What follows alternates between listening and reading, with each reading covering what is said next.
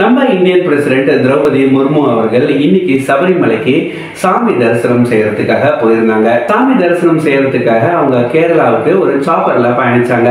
இவங்க போன சாப்பர் ஆனது பத்தனம்திட்டா அப்படின்ற ஒரு இடத்துல லேண்ட் ஆச்சு. இவங்க போன சாப்பர் ஹெலிபேட்ல லேண்ட் ஆன உடனே அப்படியே அதோடைய வீல்ஸ் ஆனது தரைக்குள்ள போயிடுச்சு. சபரிமலையில சாமி தரிசனம் செய்யறதுக்காக வந்த நம்ம பிரசிடென்ட் இனிஷியலா கேரளால இருக்கிற நிலக்கல் அப்படின்ற ஒரு இடத்துல தான் இறங்குறதா இருந்தது.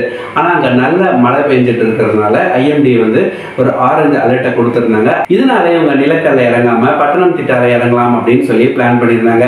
இவங்க பிளான் பண்ணியிருந்த அந்த இடத்துல ஹெலிபேட் ஆனது சரிவர இல்ல. பிரசிடென்ட் வர போறாங்க அப்படின்றதுக்காக பிரசிடென்ட் வரதுக்கு ஒரு சில மணி நேரத்திற்கு முன்னாடி அந்த இடத்த சரி பண்ணியிருக்காங்க. அந்த இடத்துல சிமெண்ட் போன்ற விஷயங்களை வச்சு அதை பிளாட்டா ஆக்கியிருக்காங்க.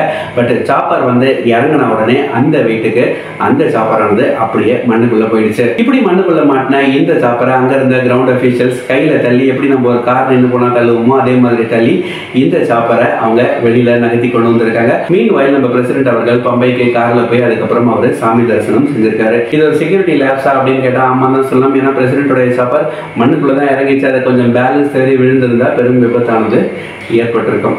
இதே மாதிரி நிறைய தகவல்களுக்கு இணைந்திருங்கள். நன்றி, வணக்கம்.